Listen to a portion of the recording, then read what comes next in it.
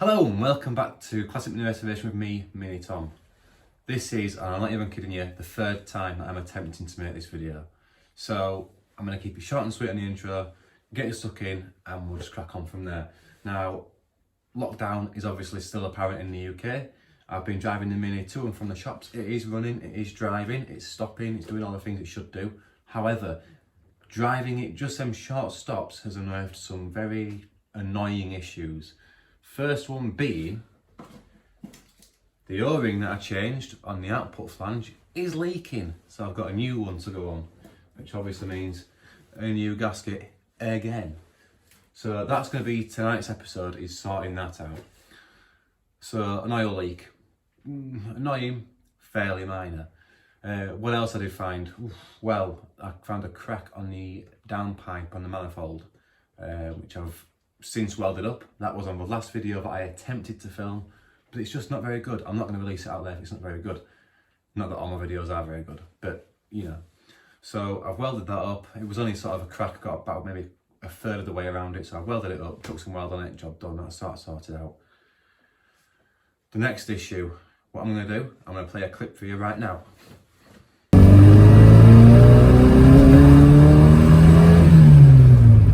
Oh shit.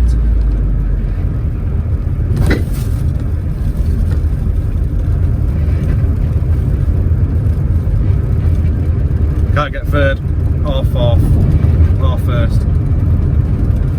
Something's happened here. Oh, there's third.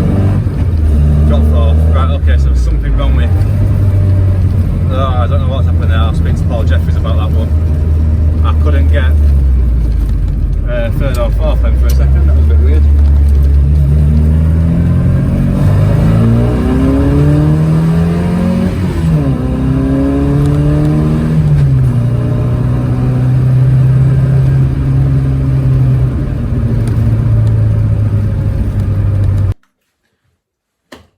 Third and fourth, where were they? I have no idea.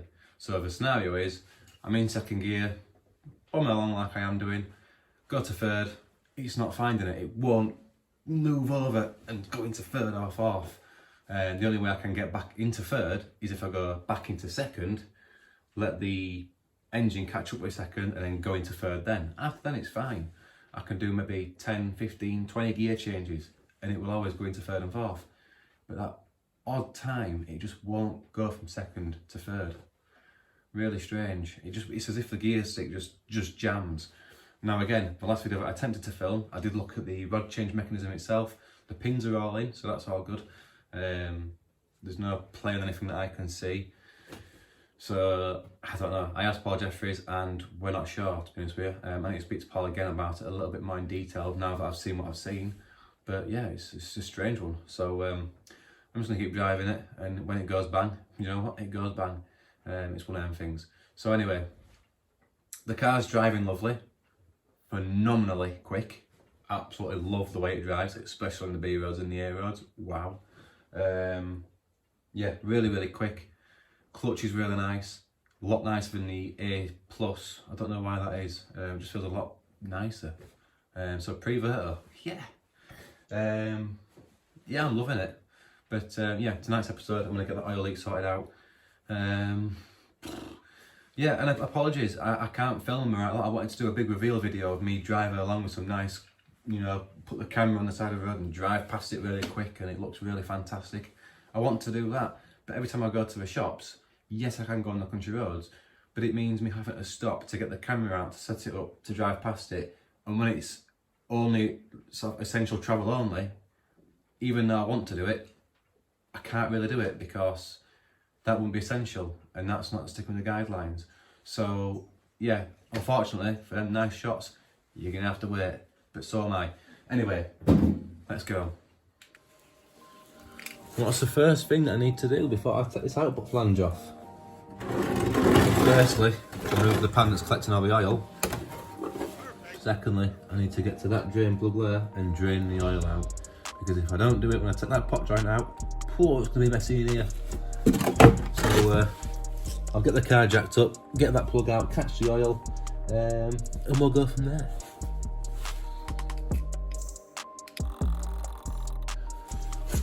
Right, so the car is jacked up. There's no axle stands underneath it. That is purely because I'm not getting underneath it. And all I'm undoing this bolt. That's going under it. I'm lowering the car back down to get all the oil out. And a top tip for you all: open up your oil filler cap. It'll come out a lot faster. Top tip as well: don't forget to put it back in straight after. Otherwise, you will make a mess of your garage floor, like this one. That's not what I've done there. But yeah, so it's not supported on axle stands. I'm not getting underneath the car. If it drops, well, I've got clearance, so I'm alright in that sense. I'm purely jacking it up, getting the plug out, putting it back down. Oil plug, 15/16. Lefty loosey, righty tighty.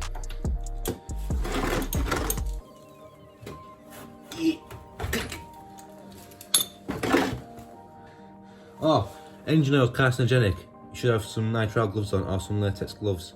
Bear that in mind. This engine oil is fairly new, so I know it's not carcinogenic yet. It's not got carbon in it. But if it's old engine oil, definitely latex or nitrile gloves.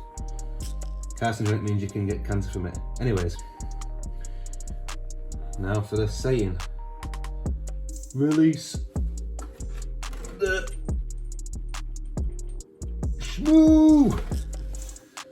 Right then, come under here and I'll show you what we've got. Bastard. Oh, for all you people out there, axle stand. Right, so that's where it's leaking from, just there. That's where your O-ring goes for your reverse spring detent. I've already had this off once, we have to get it off again, which means taking off wheel. Take the wheel off, split one of the ball joints, pop the shaft out. Yes, it's a cable tie. Naughty. Take that off, pop the pot joint. Try saying that when you've had a few. Remove my makeshift exhaust clamp, anything to keep it straight. Notice, where are we? Ah. Buttery welding. So yeah, take that off, take the 5 bolts off which go around the perimeter of this output flange. Change said gasket, change the O-ring. Refit as reverse. Oil. What a bugger. Right, so wheels off. I've got a split like ball joint. Normally, I would get a ball peen hammer and whack it on the side of it and it'll pop straight off. But it's 10 o'clock at night on a Sunday, so using my good old trusty ball joint splitter. Goes in there like that. Wind that down. Keep your nut on so that you don't damage anything. And hope I don't damage the rubber seal or the rubber dust cover thing, because that's an MOT failure. Conveniently, same size as a wheel nut. Never knew that. And I've had this off about 5 times.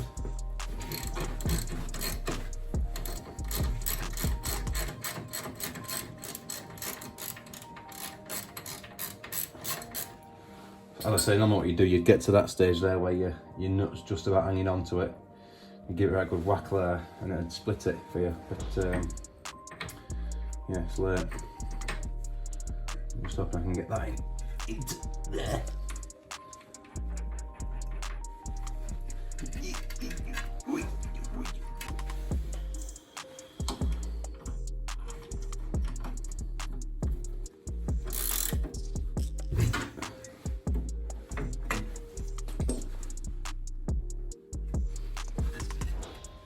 Success. And no damage. Dead easy. Not as easy as the lump hammer, let me tell you.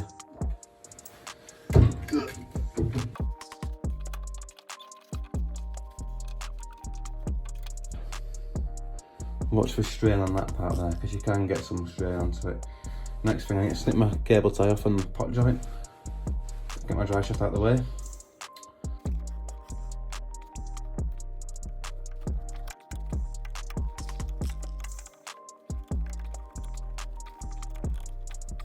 Right, normally what you'd do, you'd get a a chisel or a punch or a pry bar or whatever, long screwdriver, and you'd hit the pot joint that way, like that, and they'd pop out. Job would be a good one. You can get a wedge tool which goes up in there. What you don't want to do is damage the actual output flange. Obviously it's late for me, so I'm going to try with pry bars first, and if that gives me no success, I'm going to have to just whack it. Sorry neighbours.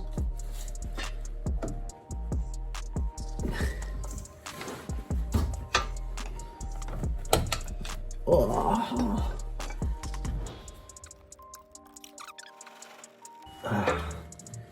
It's at that point you realise you forgot to drain the oil.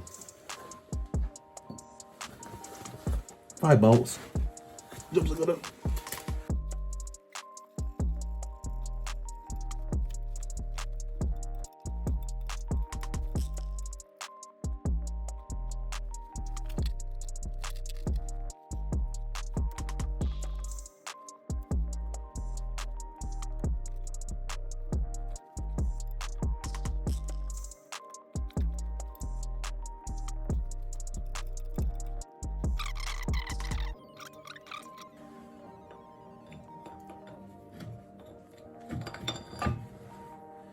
You can see, still really clean from where I cleaned it last time.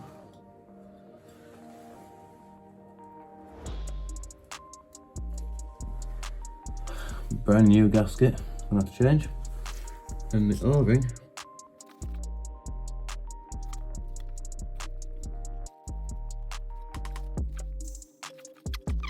That's where the O-ring is. That's your reverse detent spring there. So watch that don't come flying out at you. Obviously you've got your output shaft, got your bearing there. This side is not the side that's shimmed, so you don't have to worry about that. The only thing I would say, if you are doing this job, it's handy to know what size of gasket you've taken out. Now obviously I got the same gasket that I got from the same supplier, so I know it's the right one. But if you are to put a different size gasket in there, there's a chance that it could throw out your shimming of your diff. So just watch for that, and obviously cleanliness here is key. So I've got a lint-free rag. I'm just wiping off any excess of the gasket sealant that I used. I used Hylamar Blue when I put this together, and everything else seems alright. It's just literally that bit that's sprung a leak.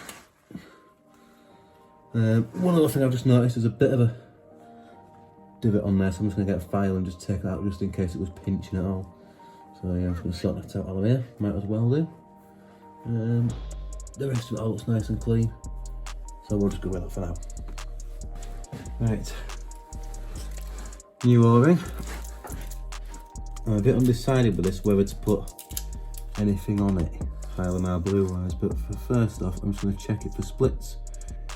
So I'm not quite sure why the other one failed, but I got this one from a different place. So all that's done with the stand the knife, I've just taken that little burr off. It is only a little burr. Right. Now, O-ring. Make sure it's nicely seated, which it is. That's nice and flat.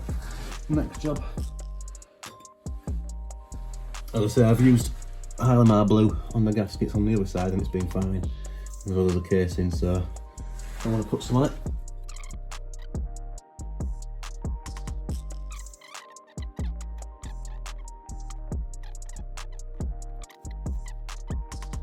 As I say, there are your holes there, so obviously it's for oil to get in and out. Oh, of course, it lubricates your bearing. So if you cover them up, your bearing ain't getting lubricated. That's why you do and you'll go there for a reason. Right, so that's stuck on there nicely. Same again on the other face. Again, be careful of them holes, you don't cover them up. But as you can see, nice thin coating. There's not much on there at all. It's more of it on me than anything else. Just make sure it's all nice and clean. There's a bit of oil leaking out of there, so we'll just give that a little smidgen off. Right, before it starts leaking out again, we'll get that popped on, which is that way.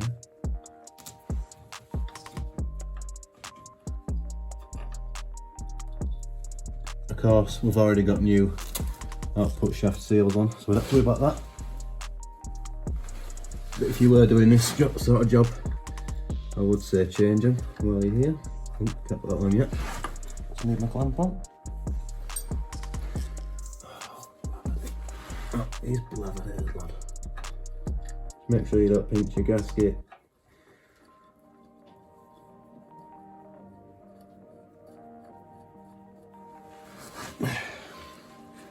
UNC bolts do not cross thread.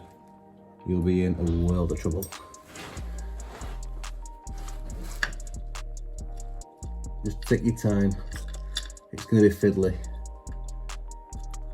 but do it right.